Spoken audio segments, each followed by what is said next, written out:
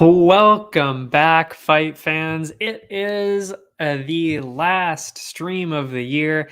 We're going to be talking about of course, last weekend, UFC Vegas 45. And we'll also talk a little bit about Unified MMA 42, which I watched last Friday, which was also really cool. So we will start off with, wow, I'm already coughing and it's already a minute in, with UFC Vegas 45. What a card it was to finish off the year. We had 10 finishes, 13 fights, and it ended with a record-breaking KO for the Black Beast, Derek Lewis. Unreal. We'll start off with the prelims. So it opened up with Jordan Levitt beating Matt Sales by submission. And it was a crazy submission, I believe. Yes, actually, that did. That got my sub of the night. Blue bonus. Yeah, so it started off with Sales he was definitely better in striking, and he was using that advantage. But as the round went on, Levitt worked hard to get that takedown. He got it. And that's really where the difference was. I mean, Levitt was just so much better on the ground. Submissions all over the place for the whole rest of the round. Oh, it wasn't by the first round. Ooh, I made a mistake on there. Then in the second round, he got the fight to the ground again. And then he ended up getting a very rare inverted triangle. Apparently, that is only the third time in UFC history that has ever happened. I know I've never seen it. I've seen people try, but I mean, it's just so crazy. And I mean, it was crazy to watch, really, too. Yeah. And that's why it got sub of the night. I mean, it was unreal. After that, it was Don'Tale Mayes, Josh Parisian, another finish in this one. The whole time, it was really just Mayes. Yeah, he just dominated Parisian on the ground all 3 rounds. He even got into a crucifix position in the first round. I thought it was probably going to end there. I think even the analysts thought it was going to end there, but he got through it. And then, Parisian, is it Parisian? Josh Parisian? I think it's Parisian. He had a bit of a moment at the start of the third. He had a great spinning back fist there. It landed, which was cool, but it wasn't quite enough to drop Mayes. And then as time was running out on the fight, Mayes got back into that crucifix, landed some heavy elbows, and, ref had no choice but to step in there. But yeah, I thought it was going to end in the first with the same thing. But hey, he got to the third, but he still got the finish there. The one after that was one of my prelim picks for the night. It was Raquel Pennington, Macy Chiasson. Of course I picked this one. I don't know why this wasn't higher on the list here. I don't know. It could have even honestly been on the main card. I mean, you got 2 ranked people, both at the top. Pennington's been around forever. Since 2013, I wrote it down. She fought a bunch of people. We talked about it last time. She fought Holm twice, Andrade twice, Misha Tate, Durandamy, Nunes. Again, those were all losses. But the fact that she took all of those people except Nunes to a decision, that's pretty impressive. And Chiasson, she was on her way up. I ended up picking Chiasson by decision because historically speaking, Pennington does not have a good record against lengthy strikers, and that is exactly what Chiasson is. And that's exactly what we saw for the first bit. The reach was a problem for Pennington. It was pretty even, There was a couple of extra lands and a takedown. Thanks to that, Chiasson, I think, definitely was winning after the first round. Raquel came back with a strong second round with some extra pressure. And then, after some crispy striking, it looked great. Pennington ended up slipping in a front choke, and got a surprising submission win there. I was not seeing that coming at all, that's for sure. I can't remember what they said, but it was her first submission win in years. It was over 5 years, I think, from what I remember. So yeah, definitely did not see that one coming. But, Chiasson was winning before that. I think they both looked great for the night, and they're both definitely strong contenders in the bantamweight division. What's next? I think Miesha Tate would be a great matchup for, honestly, either one of them. I mean, she's ahead of both of them. Both of them look pretty good. I think it would be good because, Tate's coming off of a loss. So it kind of makes sense for either one of them to fight Tate there. And it'd be a rematch for Pennington. So maybe we want to see that. It's a few years later. What's that, like 5 years later, maybe? I wouldn't mind seeing that. I think that would be good. And if she's going to fight somebody a bit higher than Tate, because I think she definitely could, I think Ladd would be a great matchup for her too. It makes a lot of sense too, because again, Ladd's coming off of that loss. It makes sense. And I mean, like I said, she's fought pretty much everybody in the whole division. So makes sense to get her to fight somebody different. I think Ladd makes sense. Regardless of what happened, though, we definitely have not seen the last of Chiasson. She did look really good, like I said. Just, got picked apart by that striking a little bit and then got surprised with the submission. I don't think any of us saw that one coming. The one after that, our Canadian. We had the second pick that I told everybody to watch. It was Charles Jourdain, Andre Ewell. Going into it, I really had it going either way. I wasn't really sure. I picked Ewell just because for some reason Jourdain has not looked good recently. I mean, he's looked good, but he's been super unlucky, actually, I would say. It's not even really his fault. Just been super unlucky. So I kind of went with Ewell on that just because he looked a little bit better on paper. I think he also had a bit of extra reach from what I wrote that down here. He had a little bit of extra reach, so I kind of gave him the edge in the decision. And you know what? It was almost hit my water over. It was pretty much as even as we thought it was going to be. Ewell was ahead early with some extra speed and some extra pressure, some good strikes he got in there. And then as it went on, it just kind of shifted towards Jourdain, probably because the cardio was probably just a bit better. He used some heavy leg kicks, and that's kind of when it started to Ewell started to wear down a bit there. And then he ended up getting the finish. He got he did not get a finish. He almost got the finish. I didn't think he did, but I wrote down here. He almost got the finish at the end of the second round, but Ewell held on to make it to the final round. And Andre, he landed a couple of good strikes in the final round, but it just wasn't enough. And Jourdain just won a pretty impressive decision, really. Looked absolutely amazing. We're going to be seeing him again real soon. Obviously, not ready to move his way up to the rankings. He even said that himself, but he did look very good. And, I don't know what it is. I don't know what he could really work on. I mean, I guess everything, but he's just been getting unlucky. Like I said, honestly, I thought he won a couple of those split decisions, but he was just on the wrong side of it. Actually, we're going to be talking about this later. It's kind of like Angela Hill, honestly, because Angela Hill's been on the wrong side of some decisions, and I don't even know how, because even Dana White said that she actually won this one. I kind of disagree this time, but it was super close, and it was a third split decision loss for Angela Hill, but we'll talk about that in a bit. The one after that, it was another pick that I had mentioned, another prelim that I had mentioned, Eubanks and Gato. Again, excuse me, this really could have been a little bit higher, I thought, because it was a very intriguing looking women's matchup here.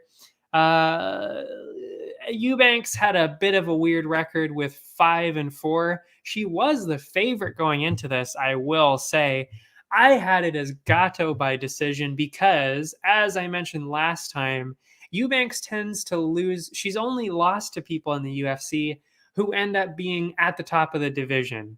So she loses to people who end up being great. So what I was talking about last time is, do we think Gato is going to be great? And that's how I picked who was going to win this one, because I think that Gato is going to be great in the future. So I went with Gato. Very glad we did, because that's exactly what we saw. Gato ended up winning by TKO in the third round. I will say, though, Eubanks, was definitely winning the first round. Got some great ground and pound on top of Gato. And the second round started off the same, Sarge on top, and then Gato actually reversed the position, and I would say took that round. So really, it was 1-1 going into the final round. Gato came in heavy, landed a devastating. I ended up giving this. I think I gave this KO of the night. I'll check on that later. You don't usually see body kick or body KOs or TKOs, but that's exactly what we saw here. It was a crazy kick to the body, crumpled to the ground. You don't usually, like I said, you don't usually see body shot TKOs. So that's why I'm pretty sure I gave this KO of the night, just because it's so rare. It doesn't happen very often. So yeah, I mean, she looked good. Eubanks looked good as always. But like I said, I think it's because Gato is going to be something pretty big in this division. So who's next for Gato? I would say somebody like Barber would make a lot of sense.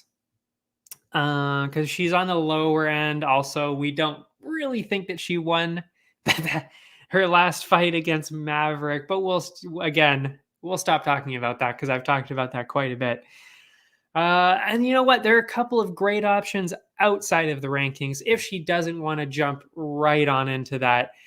I actually just mentioned Miranda Maverick would also be a great choice.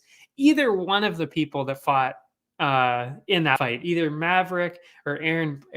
I said Eric here. My goodness, Aaron Blanchfield. Either one of those two would be great, and then maybe the winner of that even gets the automatic 15th spot, or even just the winner of that goes to fight on for the rankings. I don't know. There's a lot of good fights here. It's a great division, actually.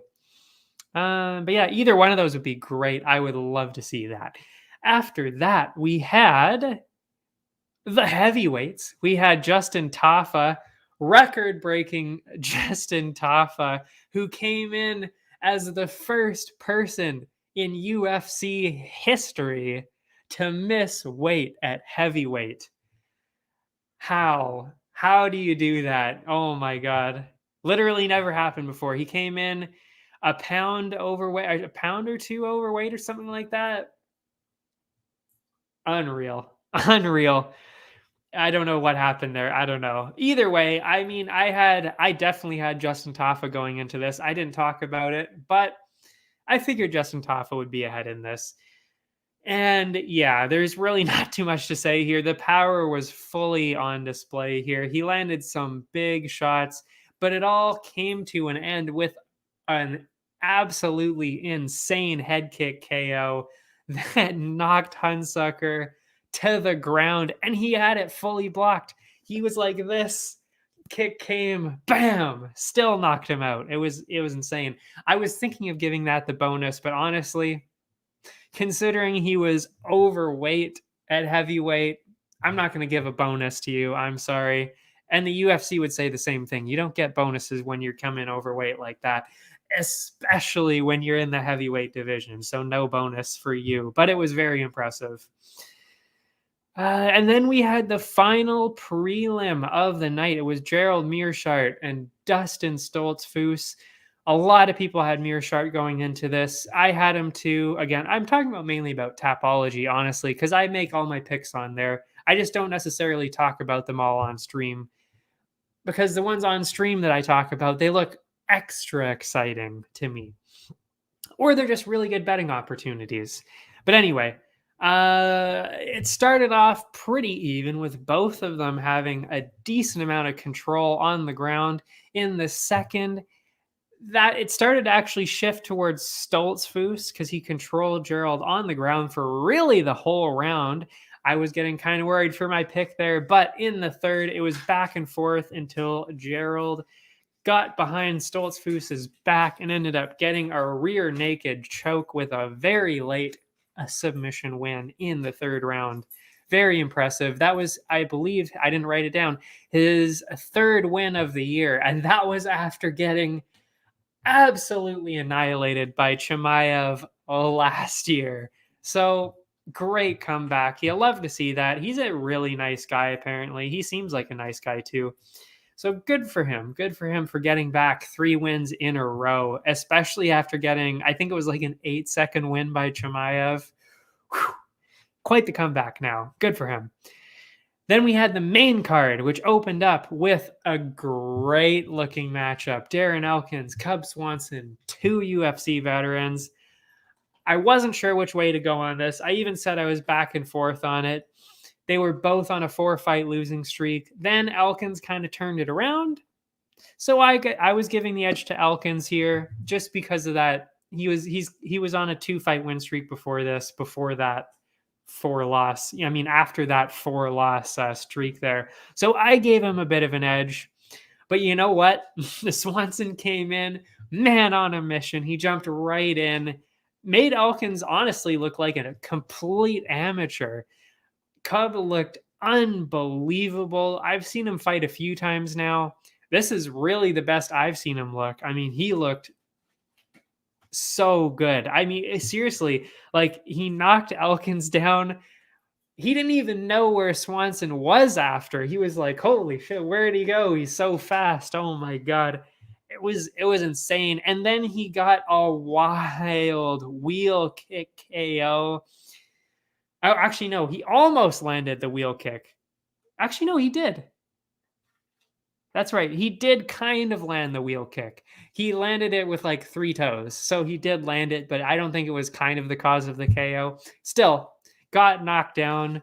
And then he got an impressive TKO. So he almost got the full TKO. I should really read my full sentences on my notes here because I kind of forget what happens. But yeah, I do remember that.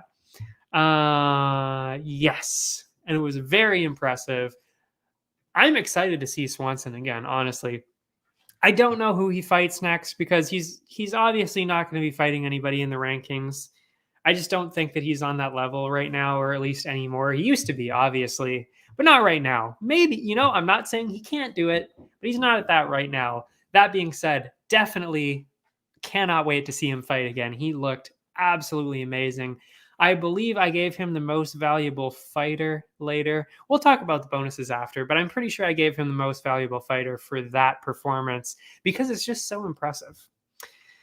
Then we had Diego Ferreira and Mateusz Gamra.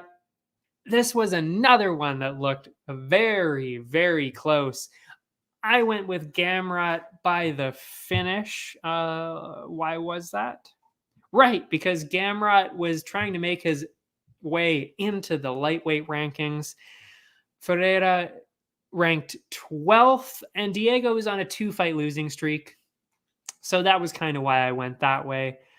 I mean, it's not to say he was losing to any scrubs. Obviously, he's in the rankings ranked 12th after 2 losses. So obviously, he's been fighting some real guys.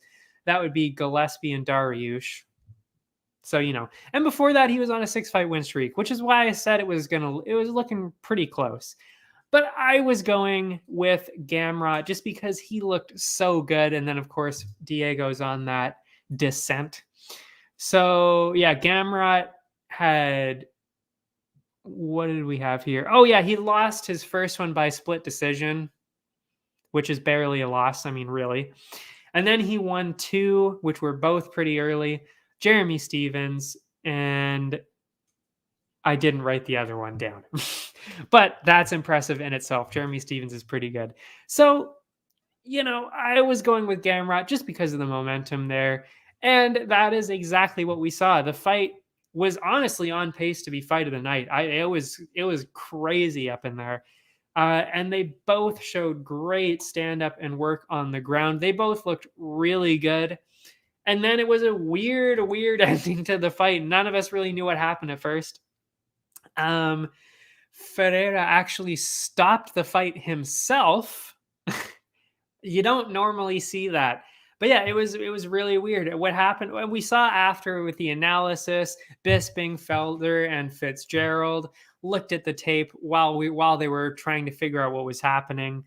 And what happened was Gamrot actually landed a huge knee to the ribs of Diego, probably broke his ribs, and just couldn't fight anymore. It was only weird because it was a bit of a delay. There was like a 3-second 2 or 3 second window kind of after he got the knee where he was still kind of like, oh, I'm still fighting.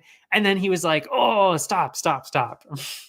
So clearly, I guess, the rib broke. And then in that time, he was like, oh, I'll be fine. And then it was like, oh, I should stop. So, yeah, great. I mean, like when you land a knee like that, that's impressive in itself. Second round TKO for Gamra, looked amazing. And now he's in the rankings, of course. And that really opens up a whole slew of brand new people for him. I mean, the lightweights are so close in the rankings. They're all just so good. He could really fight anyone from Hooker down to Gillespie to Riddell, anybody in there really, and we'd see a great fight. And, Riddell would make sense. He just lost. Hooker just lost. That would also be good. I think that would actually be a pretty good matchup for him because maybe Hooker can get back in the win column there. If not, yikes. And Gillespie's look pretty good. So like I said, any of those, again, the lightweights are so close. Anybody could fight anybody, and it would be a great matchup. Then we had Raphael, Assuncio, and Ricky Simone. And this is pretty much a carbon copy of what we just saw in the last one. The same situation.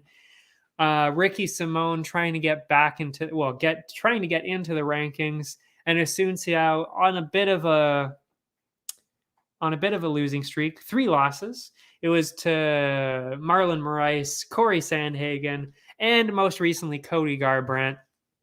So, all those losses make sense. I mean, they're all really good, except for maybe Cody Garbrandt right now. And you know what? Like I said, the bantamweight, I've said this so many times, the bantamweight's easily the most stacked division in the UFC. So, it's tough to crack those rankings. I went with Simone by decision just because, again, Simone was on the way up. Assuncio was on his way down. It's the same thing that I just said in the last fight. And you know what? Especially since, Cody Garbrandt hasn't really looked good recently. So I kind of thought, well, if you lose to Cody Garbrandt, maybe you're not quite up to the standards of being in there anymore. I don't know. I'm not trying to shit on Cody Garbrandt. I love him, but still, not great recently. So that's why I went with Ricky Simone. And he was also younger, 10 years younger than Assuncio. And he had a slightly longer reach. So, I mean, there's a lot going into Simone here. And right from the start, really, it was the grappling that made a huge difference. I mean, Simone dominated the whole first round because of that grappling. And Assuncio looked better in the second round until Simone dropped him with a huge right hook. And it was just honestly complete dominance from Ricky Simone the whole time. Looked absolutely amazing. And again, similar to Gamra, what's next for him? He's got a huge new group of opponents to fight. Everybody in the bantamweights are so close. They're all amazing. Best division, I think. So, I mean, he could fight Yadong, Edgar, Stamen, Munoz. They'd all be great matchups. And I think, honestly, they could all be fight of the night. They all look so good.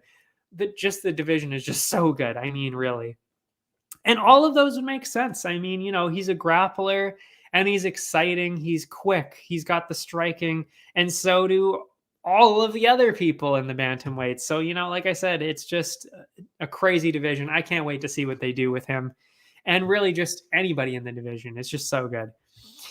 Then we had Amanda Lemos and Angela Hill, who I talked about before. I had Lemos by decision going into this. And it was for the exact reason that it ended up going that way, actually. Hill's been on the wrong side of some decisions here. It's tough. She's lost 3 decisions in 4 fights. Like I said, 2 of those could have gone either way. I think she could have. One of them, I thought she won for sure. And against Watterson, I thought maybe the judges were going to choose her. I thought it was Watterson, but it could have gone either way. Again, split decisions all over the place. But yeah, what was I going to say here? And Amanda Lemos was sitting at 10-1-1, 3 first-round finishes in her last 4 fights. So again, just a lot going towards Amanda Lemos here. I didn't think we were going to see a finish just because Angela Hill is so tough, and I knew that. So that's why I said Lemos by decision. And really, that's exactly what we saw. I mean, Lemos was looking amazing really the whole time. And at the start, it really looked like Lemos was going to run away with this entire fight. She landed a huge front kick that had Hill wobbling. But because of that toughness that I just mentioned, she got back up. Hill landed a couple shots of her own. I mean, you know, she kept it even the whole time, and that's why it went and ended up going to that split decision. She won the second round, I thought, because of the ground control. So I had it 1-1. I think pretty much everybody had it 1-1. And then the third round was dead even, which is why it went to a split. And like I said, even when I was watching it, I wasn't sure which way it was going to go here. Because like I said, I had it 1-1 going into the third. I kind of figured they were probably going to go to Lemos. And that's exactly what they did. They ended up seeing, you know, 2 of the judges saw it for Lemos. That is what a split decision is. Yeah. But really what jumped out here, which is absolutely insane, and Dana White even mentioned it in the press conference. I love when he does this. But seriously, though, what are these judges doing? Still, I say it almost every week now. It's mind-blowing that we're still talking about this, and it's still a problem. There was a 30-27 for Lemos. Like, come on. Like, again, it's like Hill definitely won that second, again, because of the ground control. Like, and Dana White even said it, like I said, you could see it as 29-28 for either person, but to say that it was 30-27 for either one of them it's ridiculous, you know? I don't know what else to say. It's just silly. Like, and we see this all the time. It's crazy. They need to do something about this. And we talked in a different episode about what they could do. I'm not going to bring it up again. If you want to hear about it, you can watch that episode. It's on YouTube. You can watch it. Yeah.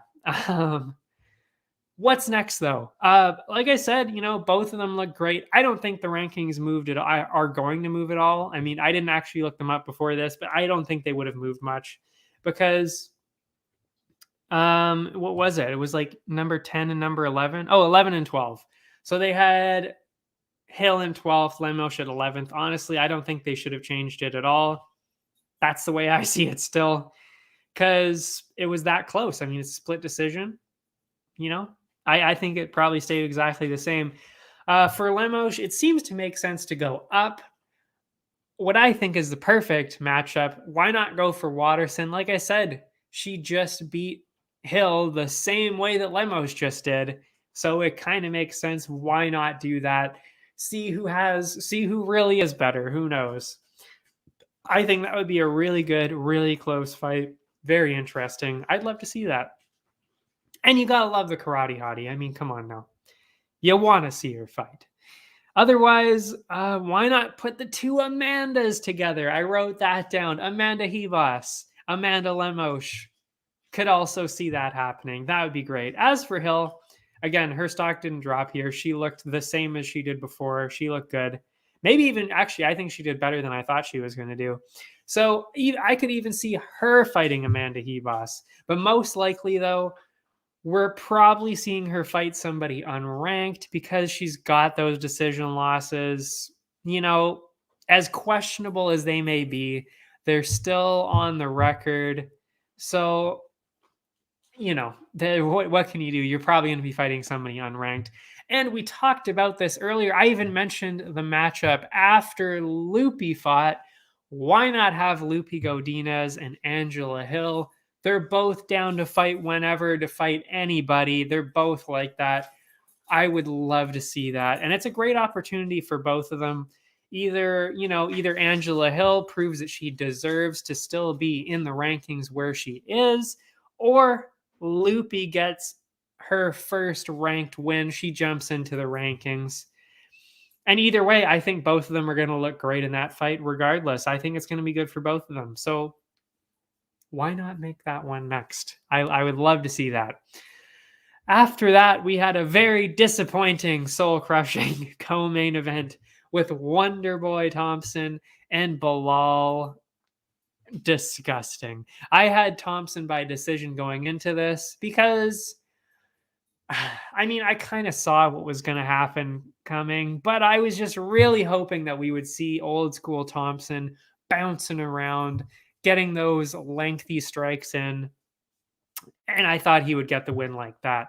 But we saw another lackluster performance by Bilal. I mean, you know, he won. He clearly won it. Good for him. But it was really boring. And I mean, you know, he's just the kind of fighter that just grinds people against the wall. It's just boring, you know? I don't know. I'm just not a fan of him. Most people aren't either. And it's because of that exact reason, you know? Anyway, and you know what?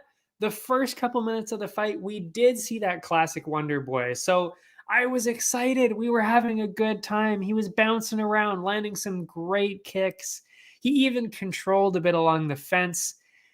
And then it was kind of just all Bilal. He took him down to the ground. I think he took him down, what was it, 7 or 8 times? It was his record.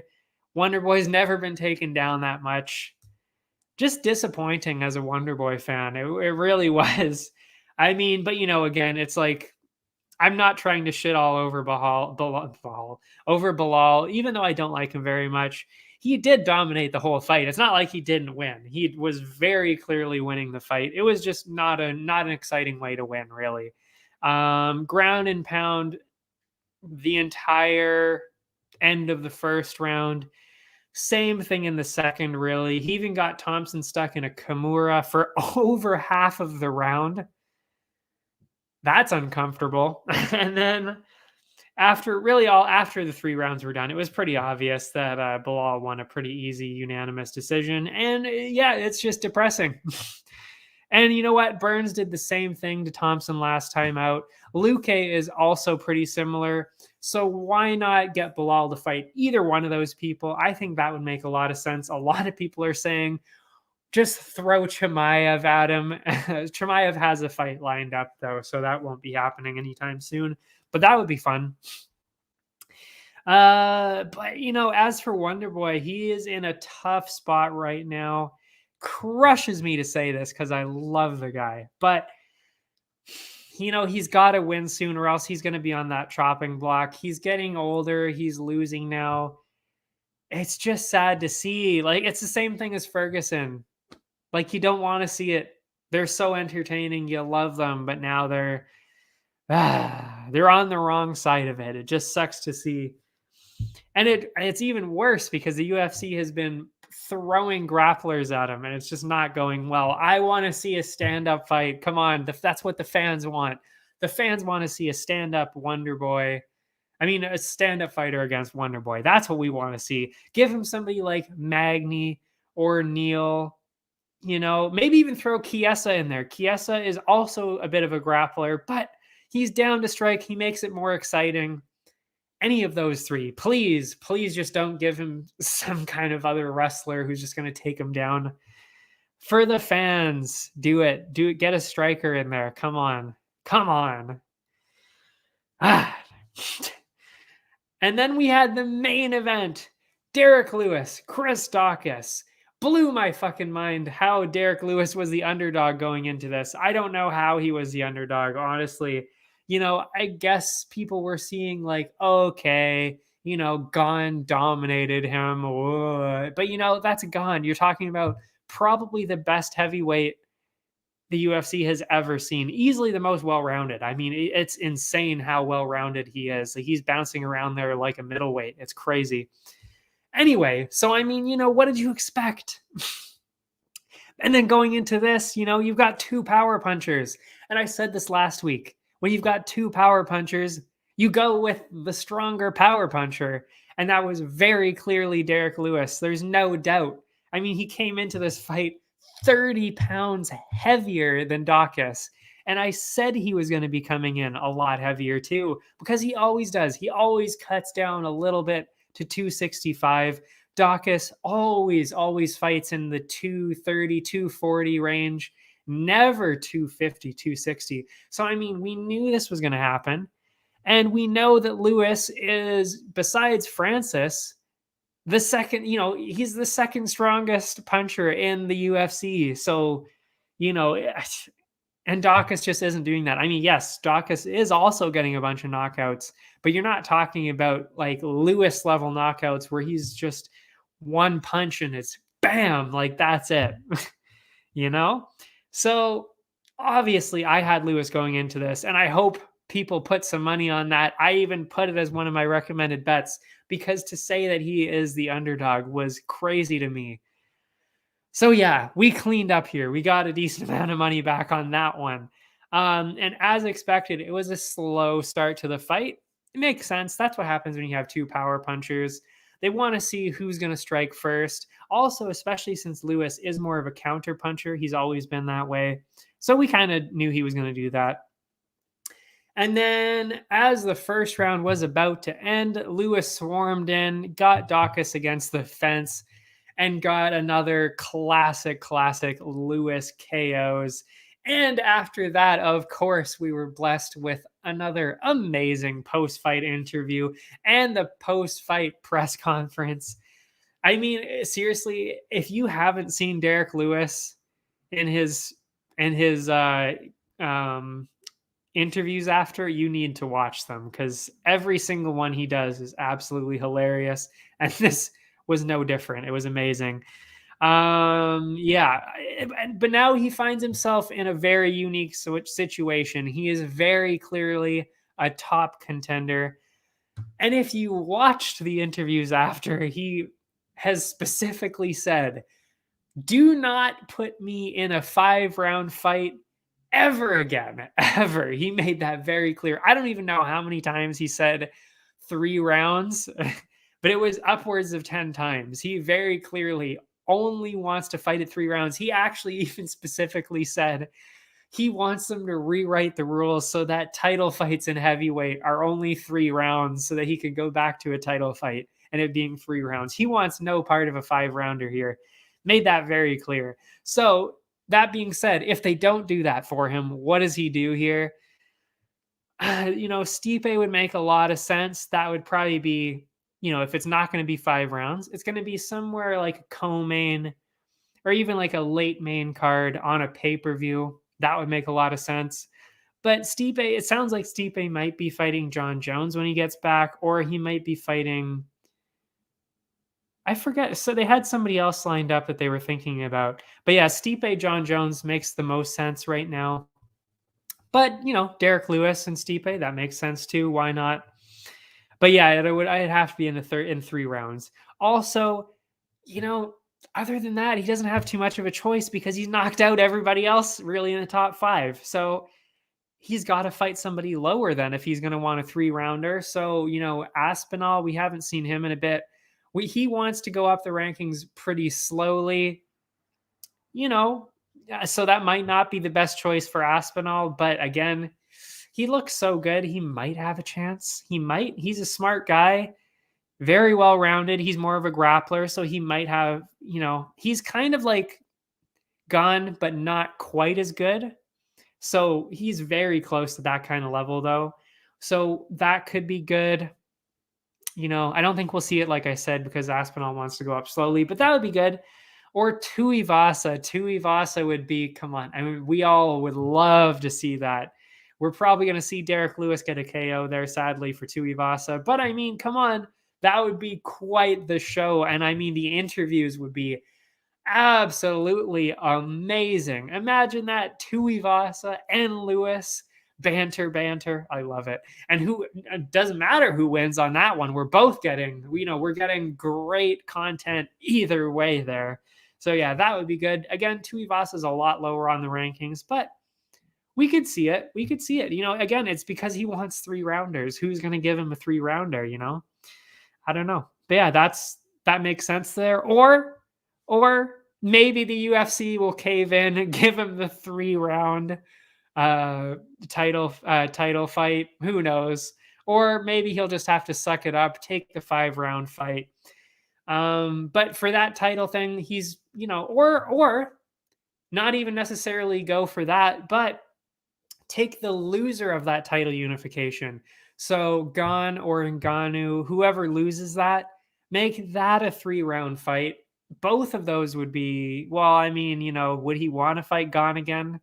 Probably not. Ngannou would be a lot more interesting. Who's probably going to lose anyway, let's be honest. But yeah. Weird spot for Lewis. But I mean, whatever he does next is going to be amazing. We all know that.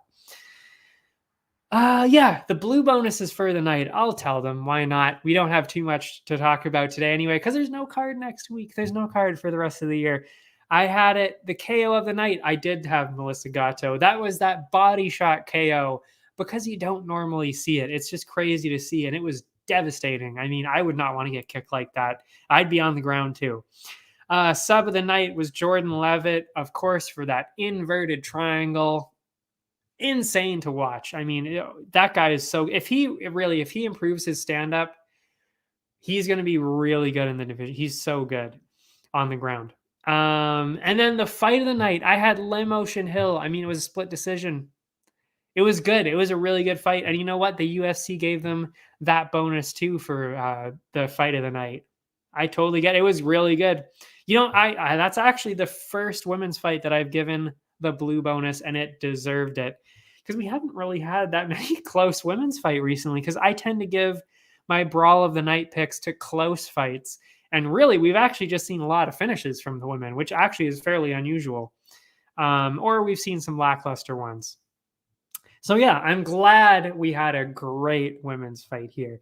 Then we had the most valuable fighter. I gave it to Cub Swanson. I gave it to him because he's been a pro for over a decade now. And to put on a performance like that, I mean, he looked absolutely amazing. Almost got a wheel kick KO there. I mean, he did land the wheel kick, didn't necessarily get the KO from it, but still, to do that and make Elkins look like an amateur, amazing. I mean, we haven't seen the last of him. I can't wait to see him again. And that was it. That was it for Saturday. I will talk about Unified MMA 42, but we'll take a quick break. I can't believe I spent 45 minutes talking about this. I've really started to talk a lot about, haven't I? Like, I used to keep these shows to like about half an hour. Now I'm spending 40 minutes on not even a pay-per-view. What am I doing? But it's entertaining, whatever, we've got stuff to talk about. Why not give it to them? Anyway, we'll take a short break. I'll be back after this with Unified MMA. I will see you. Allow me to introduce High Stick Vodka, a new way to celebrate victory. Gather around the glass with an award-winning, ultra-premium Canadian-made vodka. You probably won't listen when I say High Stick Vodka has a smooth, hard-hitting taste, or that it's developed in the birthplace of hockey. You won't listen when I say High Stick Vodka is a tribute to the game of hockey, or when I tell you it's distilled 4 times using Canada's purest mountain spring water to provide an authentic, remarkable flavor. But maybe you will listen when I say it comes in a f***ing hockey stick. Showcase your passion for hockey with our limited edition hand-blown hockey stick bottle. Whether you're celebrating victory or drinking to defeat, High Stick Vodka is better after every shot. Visit us at highstickvodka.com. It also comes in this regular bottle. Celebrate victory. Drink responsibly.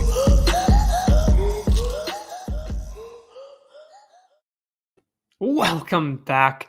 So yeah, before we end actually for the year, we will talk about Unified MMA 42. The first time I'm watching Unified, it was great. Just like watching Battlefield a couple weeks ago. It was great. Another fantastic night of Canadian MMA on UFC Fight Pass. Amazing. I love that Fight Pass has this. I'm so glad. Maybe I will be sponsored someday by them, I hope. But I'm so glad that I actually ended up getting UFC Fight Pass, because we've got all the events like this, especially the ones in Canada. I'm going to try and do all of the Canadian ones that are on there. Yeah, because, got to support my Canadian brothers and sisters, of course. Sadly, though, Fight Pass didn't show the prelims, so I couldn't give out my amateur of the night because we didn't get to see any amateurs. So that kind of sucked. But we gave out bonuses for the other ones, and it was still quite the night. And it opened up with actually one that I almost gave fight of the night, but it was done in the first round, like most of the fights that we see on these, which is why I love it so much. There's so many crazy finishes all over the place. I love it.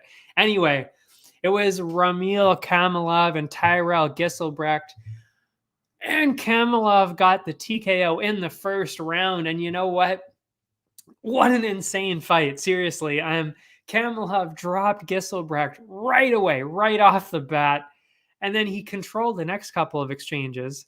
But then Tyrell came back and stumbled Kamalov with his own strikes, and I thought he was going to end it there. And just as it started to really look like Tyrell, oh wow, I fucked up that sentence. I really need to proofread these articles more. He got Tyrell back to the ground. No, actually, I don't know what happened there. But anyways, it was super back and forth. What did I write here? I don't know what I'm writing here. Kamalov came back again, and he got an incredible first-round TKO in his pro debut.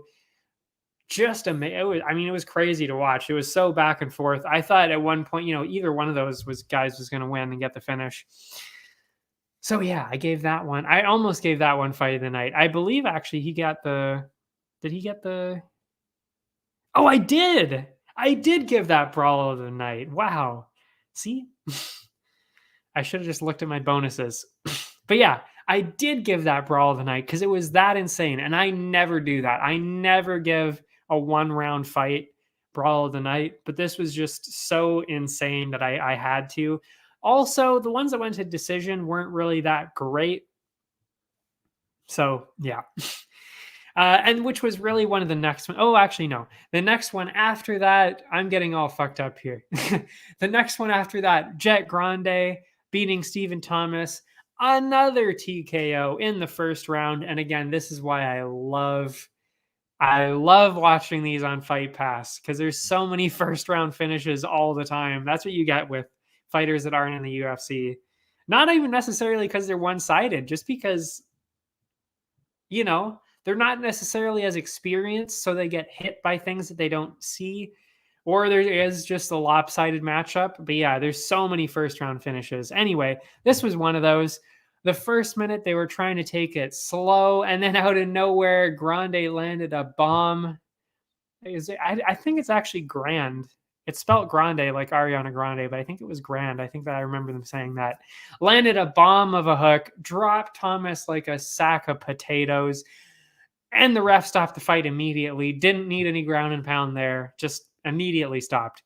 After that, we had Cole Campbell and Chris Chapman. That went to a decision. Both of them had their moments in the first with a takedown for each of them, some ground control and some decent ground and pound for both. I mean, this is what I mean. Like, either one of them can land some crazy stuff at any moment and control the whole, like half of the round like that. It's so even. And then I had Campbell probably edging ahead because he was in top position by the end of the round. And in the second, Campbell just continued that, got to the ground early, started to slip in some deep submissions there. And then Chapman actually reversed for a bit. But then Campbell got the position back again, landed on top. And then in the third, Chapman showed a little bit of a glimmer of hope with some moments on the ground, but then it just really wasn't. It just really was too late for that. Campbell got a pretty easy unanimous decision there. And then this one I was actually very excited for because, again, I look up all the matchups before, of course, because I put my predictions in on Tapology. And this one was fascinating to me because just like when I watched, and actually, no, that wasn't Battlefield. Just like when we watched, I don't remember which event it was, but we saw now I can't remember his name, but the guy, is it Ferreira? The kickboxer who beat Izzy twice in kickboxing, and then came to the UFC. This is exactly the same, except for a little earlier on. You've got Simon Marcus. Simon Marcus also beat Izzy in kickboxing. He was, again, those are the two guys who did it. Oh, it was Alex Ferreira, I think his name is. Anyways, yeah. So Simon Marcus came into this, his first MMA fight. We were blessed with this, of course, because he's Canadian. I guess he wanted to do a Canadian promotion. Also, it's on Fight Pass, so it made sense. But yeah, and so yeah, I was excited for this. I mean, I thought it was going to be fairly one-sided, but what I didn't realize was at the time was Marcus actually came into this fight up a division at 195, because that's not a normal division for the UFC. That's not in there because it's basically above middleweight. I think it's called a super middleweight or something like that. Anyway, so he fought in the division up. Not only that, he was fighting Tokarczuk, who is normally fighting at 205. So this guy probably came in about 20, maybe even more pounds heavier than Marcus. Still took the fight. I mean, and you know what? He looked absolutely sensational. I mean, really, this guy looks like a statue. He looks so good. It's insane. He's just absolutely shredded. Even most people in the UFC don't look like that. It was crazy to see. Anyway, and he was 10 pounds heavier than normal. Anyway, yeah, it was a really weird matchup. And of course, that kind of played into it because he did end up getting, actually, no, he didn't get a finish. It did end up, it did end early, but it wasn't a finish. It ended up by actually a technical decision, but from an accidental eye poke, which honestly did not look like an eye poke at all.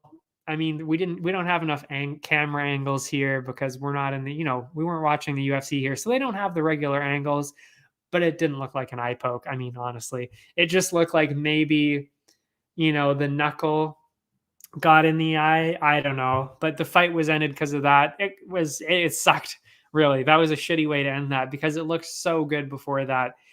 But again, it was just so bizarre because Tokarczuk was just walking Simon Marcus down the entire time, the entire fight. He was just walking forward. Honestly, to me, he looked like Frankenstein's monster. He really did. He wasn't landing anything, but he was just walking forward right into Simon Marcus's kicks, his punches, everything. And Marcus was lighting him up the entire time. I mean, I don't know what the strike differential was because they don't keep track of that, but I would have loved to seen the stats after that because it was crazy. It was insane to watch, really. How he didn't end up getting finished, I have no idea. But again, I guess it's really just because Simon's a middleweight. Tokarczuk fights at 205. So I guess it just wasn't enough power coming back at him. I don't know. He stumbled at him a few times. Just wasn't enough to get the finish. But I mean, yeah, Marcus looked absolutely amazing. And if he can do that to Tokarczuk at 205, yeah, he's going to be super, super dangerous to any middleweight. I can't wait to see this guy fight again. And I mean, I think it's going to be the same thing as what we saw with the other guy. I think it's Alex Ferreira. But yeah, we're probably going to see the same thing with that. He's going to have, one or two more fights, either here or in another promotion or somewhere, whatever. He's just going to get that experience, probably work on the grappling and the wrestling. And then he's honestly probably going to get a shot at the UFC just because he beat Izzy and he's a world champion kickboxer. And again, he looked amazing. If he fought any middleweight like that outside of the UFC, I mean, he's winning that fight. I'm pretty sure. He looked absolutely unreal. And anyway, I mean, easily won the decision there. I think he ended up getting 2 10-8s, and I can't actually know. It probably wasn't a 10-8 because he didn't fall down. But anyway, yeah, it was just not even close. After that, another not another UFC person, but we had somebody who used to be in the UFC and who's actually from the same town as me, KB Buller. their wrestling thing, Buller Wrestling, is in Richmond, which is where I live. I mean, I don't live there now. I live in Coquitlam, but my mom lives there. And I do stay there sometimes. So I grew up in Richmond. So I know all about Buller Wrestling. And he's back. And he was, yeah, I think it was on Fight Island, I think they said was his last fight. So, I mean, obviously on Tapology, I had Buller here because, I mean, he fought in the UFC. I mean, that says enough as it is. And you know what? It was dead even for as long as it lasted. I was a little bit worried about Buller. But then right at the end of the first there, Buller landed a huge head kick, dropped him, and got the first round TKO. Yeah, I mean, really, he's just got to do that a couple more times. He's still young. He can do that a couple more times. And then he'd probably get his shot back in the UFC again. Because he did look good in the UFC. I remember watching that fight. He looked okay. So yeah, I hope he gets a couple more wins and we can see him back in the UFC. That'd be great. Get some more Canadian talent in there, especially since he's from the same city as me. That would be so cool. And then we had the co-main event: Shane Campbell, Hubert Gevin, because he's Dutch. And I mean, this was actually a title fight. There were 2 title fights. This was one of them. And this is kind of why we saw Campbell's actually a double champ right now. And we saw exactly why that is. And honestly, Hubert didn't look that great coming into it. He looked a little bit bouncy, let's say, a little over the weight limit. But yeah, and you know what? Campbell was just a step ahead in every department. He beat him in the striking. He dominated him on the ground. And then he cruised to an easy second round TKO victory. Yeah, I mean, he's the double champ. I mean, it kind of makes sense. I mean, it's a little different when you're talking about a double champ in a if you're talking about Bellator, that's crazy. If you're talking about the UFC, that's absolutely insane. That's legendary. But, in another promotion, that's still really cool. It doesn't happen very often, but it's not quite as impressive. So I didn't really know what to expect. But you know what? He looked amazing. He really did. And he kept the belt, of course. And then in the main event, the one we were all waiting for, Mariusz Keshkevich, who we saw in Contender Series, I believe. It was either earlier this year or last year. I can't remember. But I do remember even seeing this guy, of course. I mean, how can you forget that last name when pretty much nobody can pronounce it? And he looked great on the Contender Series. He ended up losing. I think it was a close decision. So, it's not like he even did that bad. I think it was maybe in the 3rd round or something. He just tired out. I think that's what they were saying. I can't remember what they said because they even talked about it a little bit in the preamble for this. But I think that's what happened. And you know what? Yeah, I mean, I obviously had picked him on Tapology just because of the Contender Series thing, but also because of how good he looked. This was also for a title. Like I said, Graham Park held the 195-pound belt here. Both of them were kind of hesitant to throw because of the power coming back at them. But as soon as the action did start, Mariusz landed an absolute cannon of a punch, and that was it right away. That was the end of the fight. Got the 195-pound belt. And I mean, honestly, he's just got to do that one more time maybe, and he'll be back on the Contender Series next season. I mean, he is really good. He's really good.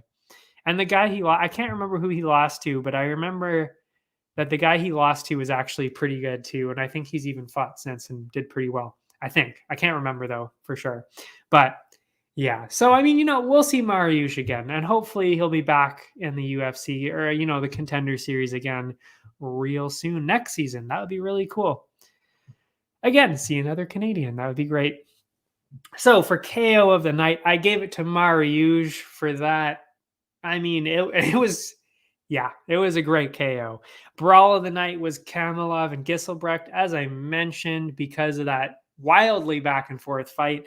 And then I gave the most valuable fighter by far, I think, to Simon Marcus. I mean, again, first MMA fight, fought up a division at 195 against somebody who normally fights at 205.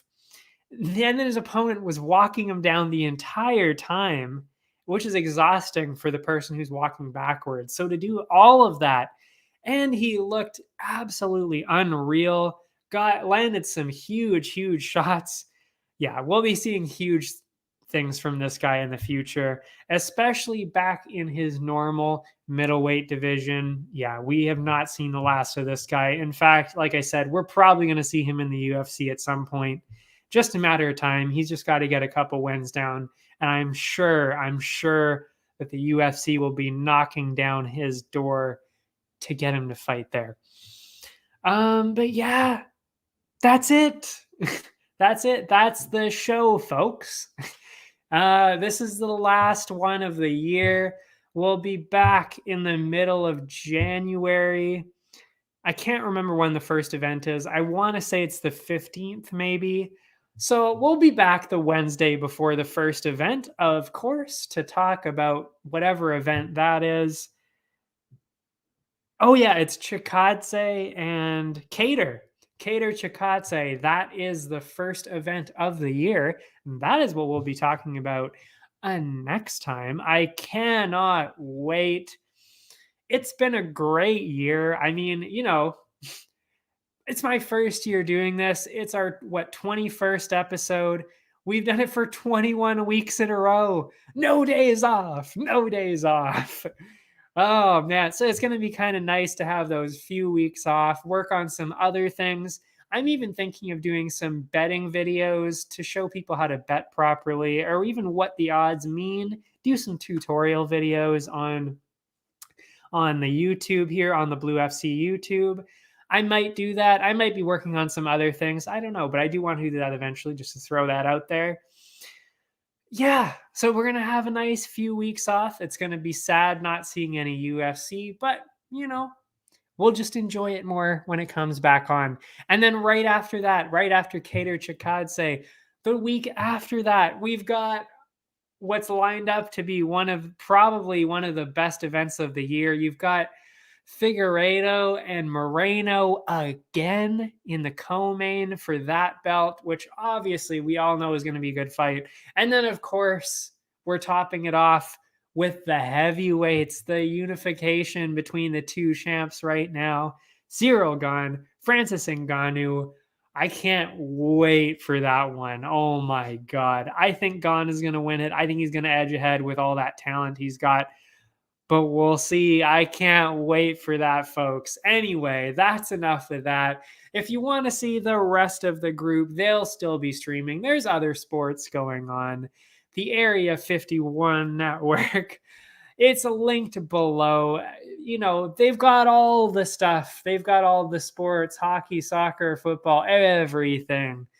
Yeah, and if you want to follow me, see what I'm up to, all of my stuff is linked below. The Twitch, the YouTube, the Instagram. I've got other YouTube channels going on. The gaming channels never stop, so I'll still be streaming some gaming stuff there if you miss me a little bit. Anyway, that's enough for me. Happy holidays, folks. I will see you in 2022. Back with Cater and Chikadze. See you next time.